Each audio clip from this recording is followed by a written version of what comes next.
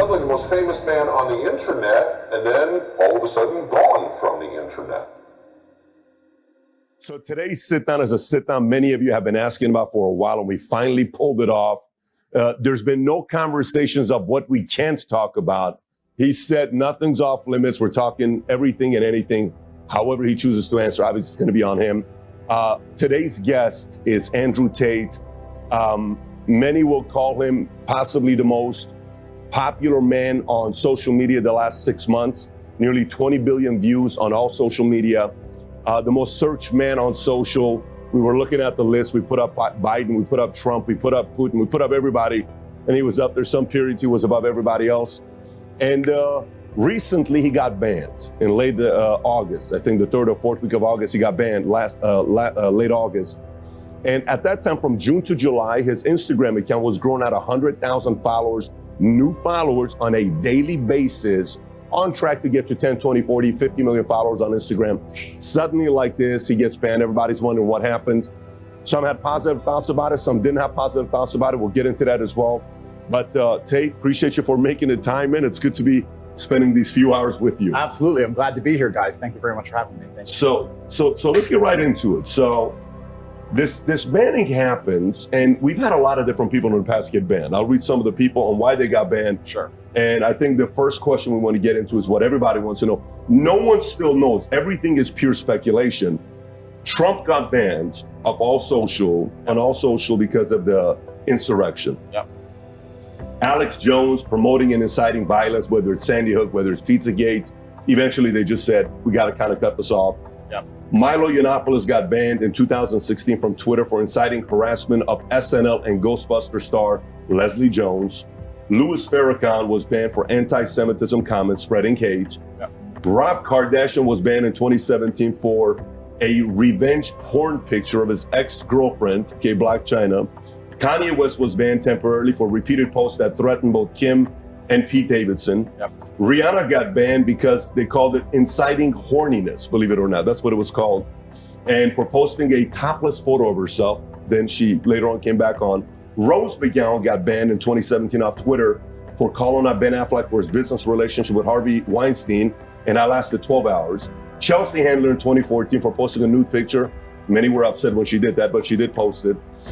Marjorie Taylor Greene got banned in 2022 for repeated tweets in which she shared false and dangerous info about COVID-19. Oh, false and dangerous. That's what they called it. Sorry to interrupt, but yeah, that's very interesting. And then PewDiePie was banned from Twitter for making a joke about ISIS. Okay. So why did Andrew Tate get banned? They did not tell me. They did not send me an email, no correspondence. I certainly didn't break terms of service. I guess that's why they couldn't send me an email and explain why. Nobody told me, whether it was YouTube that banned me or Meta that banned me. They banned me instantly and forever without any kind of correspondence. They've not told me why. They've not told anyone what I did. The media machine, in synchronization with the ban, we can call that coincidence if you want to believe in such things, came out with some kind of bullshit explanation that I'm misogynistic or some garbage. But the actual social media companies themselves provided no explanation at all, no correspondence at all. They just deleted it. That was it. Now, are you doing anything about it? Are you having your legal team trying to find out why they did that, or you're not taking any action right now? I do have a lot of things happening behind the scenes. However, and perhaps I'm becoming optimistic in my old age, but I believe that in due course, the social media companies will realize the mistake they made. I think that, and like I said, I don't have intimate knowledge of the workings of social media companies, but assuming they are semi-professional to any regard, and that is a big assumption, but let's assume they're professional. That means that when they ban somebody like me, especially the most Google search person on the planet, they must have teams which are analyzing in real time the response to said action, right? Mm-hmm. They should have people sitting there on the ground analyzing. Now, they attacked me with their media machine, because first they shut you up so they can lie about me. So they shut me up. Then they did the massive media push to try and attempt to lie about me. But despite that, the majority of comments regarding me are still positive. The majority of people believe and understand that this ban is unfair. And if these companies have any degree of professionalism, they're analyzing this in real time and they're understanding that this makes us look very bad. People didn't believe the lie. People didn't believe what we attempted to smear this man with. Nobody's buying this narrative. And this is going to have a negative effect on us for a very, very long time, because when you're in charge of the world, which they are, as soon as you're no longer seen as just and fair, you're seen as tyrannical. And once you're seen as tyrannical, then there's going to be some kind of mass movement against you. So if I was a social media executive, I would sit and I would analyze the data and I would say, listen, guys, we will have a monopoly. We want to retain our monopoly. Let's be smart here. Being known as tyrannical amongst the public consciousness across the entire planet is going to make it very difficult for us to hold our monopoly for a longer period of time, as opposed to being seen to be fair. Even if we're biased, we must be seen as fair. Sure. As soon as we're seen as tyrannical, that's when the revolution. Look at Ceausescu. As soon as you're a tyrant, that's when everyone hits the streets. Yep. So I think that if they have any kind of serious data monitoring, and if they have any kind of serious business professionalism, they are now talking in dark rooms, understanding that this has played out very badly for them. And if they intend on keeping their monopoly into the future, that they need to change something. Maybe I'm being optimistic, but we will Who see. was the first one to take you off? Meta. Meta was first. So Meta. Facebook, Instagram. Facebook, Insta, bam. Okay. I And was- then it was a domino effect. Yeah, so Meta took me down. So it's quite interesting, actually. I had a YouTube channel for a while. It was never so large. I had 738,000 subscribers. It took me a long time to build it up. I got a strike on YouTube, which prevented me from posting. It's got a strike, no big deal. The next day, Meta took me down, deleted my Facebook and my Instagram. The press came out at exactly the same time in sync, saying that I'm a misogynistic, dangerous person, that I'm harmful, that I am the reason that the world is not a perfect place, world hunger, you name it, all my fault. Attacked me across all of this, and I thought, okay, let me film a message that I can get out on my YouTube, my final message, which I don't know if you guys have seen. I ended up putting on freetopg.com. Let me film my final message explaining how this is unfair and unjust. We filmed it, we produced it, we got it all edited within 12 hours, head to toe ready to go, but we couldn't post it because of the YouTube strike. So we're waiting for the YouTube strike to expire. A few hours before the YouTube strike expires, guess what happened? They banned me from YouTube. Then they banned me from Discord. Then they banned me from Airbnb. They banned me from Stripe. I can't even remember. Airbnb? It was just emails coming in faster than you could believe. Ban. So it wasn't just the socials. Oh, no, the Matrix presses a button, my friend. Yeah. And every app on your phone stops working. Uber. You Uber? name it. Uber. Stop. You name it. Wait, you can't use Uber? Well, I can use Uber. You just start a new account, right? But, Yeah. oh, sorry, Uber. Catch me. But But yeah, your main account on Uber was taken. they take everything. Everything. Coordinated effort all at once. Coordinated effort all at once. Every single one of them just goes, no. Delete. And they come at you with everything. And Banking, Stripe. banks, Payment processor. and banks. UK-based banks as well. High Street, banks.